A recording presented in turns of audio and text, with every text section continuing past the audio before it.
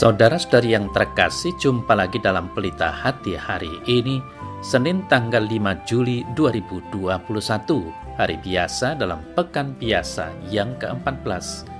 Bersama saya Roma Thomas Suratno SC dari Paroki Cilandak, Jakarta Selatan, mendengar dan merenungkan Sabda Tuhan, yakni firman Tuhan yang tersurat dalam Injil Matius, bab atau pasal 9, ayat 18 sampai dengan ayat 26.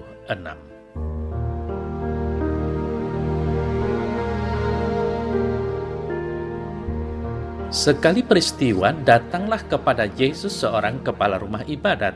Ia menyembah dia dan berkata, "Anakku perempuan baru saja meninggal, tetapi datanglah, letakkanlah tanganmu atasnya, maka ia akan hidup."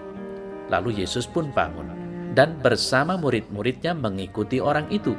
Pada waktu itu seorang wanita yang sudah 12 tahun lamanya menderita pendarahan maju mendekati Yesus dari belakang dan menjamah jumbai jubahnya. Karena katanya dalam hati, "Asalkan kujamah saja jubahnya, aku akan sembuh." Tetapi Yesus berpaling dan memandang dia serta berkata, "Teguhkanlah hatimu, hai anakku, imanmu telah menyelamatkan dikau." Maka sejak saat itu juga sembuhlah perempuan itu. Ketika Yesus tiba di rumah kepala rumah ibadat itu dan melihat peniup-peniup seruling dan orang banyak ribut, berkatalah ia, "Pergilah, karena anak ini tidak mati, tetapi tidur." Tetapi mereka menertawakan dia.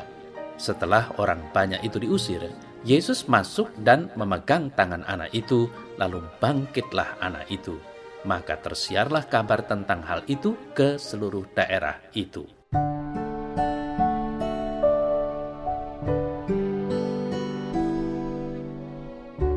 Saudara-saudari yang terkasih, kepala rumah ibadat yang meminta Yesus membangkitkan anaknya yang mati karena sakit.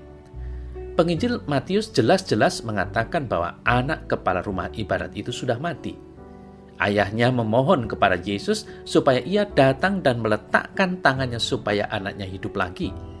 Apa yang diminta dikabulkan oleh Yesus. Demikianlah, Yesus berkuasa atas hidup dan mati.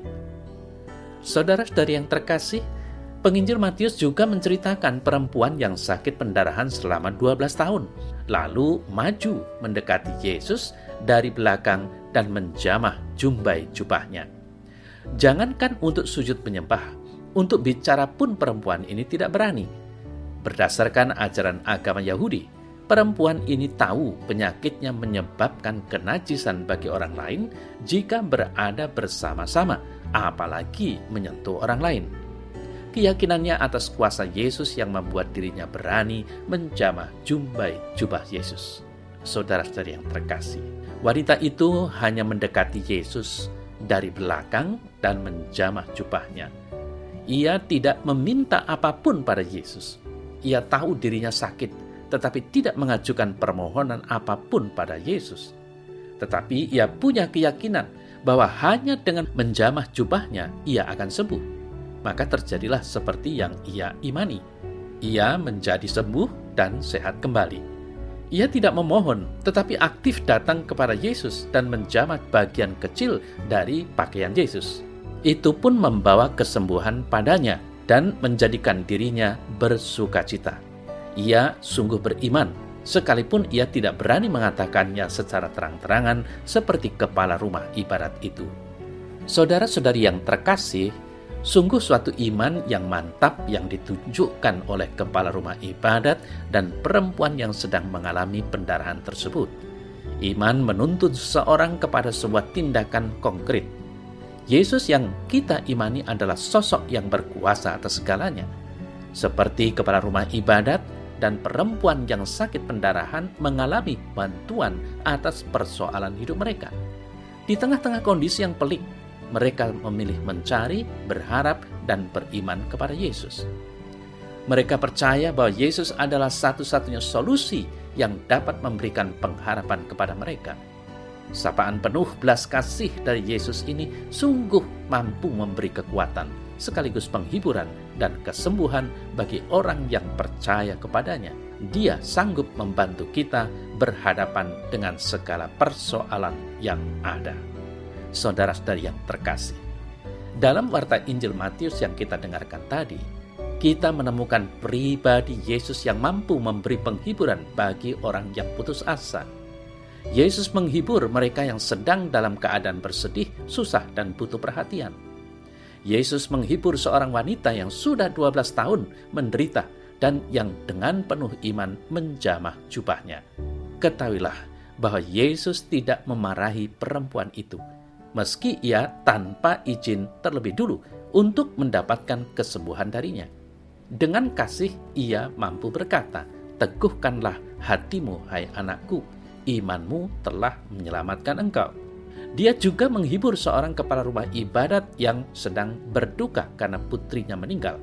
Anak ini tidak mati, tetapi tidur. Saudara-saudara yang terkasih, sapaan penuh belas kasih Yesus ini sungguh mampu memberi kekuatan bagi mereka berdua. Bukan hanya kekuatan, tetapi penghiburan dan kesembuhan. Selain itu, kata-kata Yesus menjadikan mereka pulih dan mampu kembali menjalani hidupnya. Kiranya teladan Yesus dalam memberi penghiburan bagi setiap orang yang sedih pantas kita hidupi. Kata-kata baik yang diucapkan Yesus dapat kita ulangi lagi dalam kehidupan kita. Saudara-saudari yang terkasih, Yesus sumber segala penghiburan telah menganugerahkan kasih-Nya kepada kita, maka sudah layak dan pantaslah kita membagi kasih itu dengan memberi penghiburan kepada yang membutuhkan. Maka, mari kita berjuang bersama agar kata-kata yang kita ucap memberikan penghiburan, damai, dan sukacita bagi setiap pendengar, bagi sesama yang bersedih.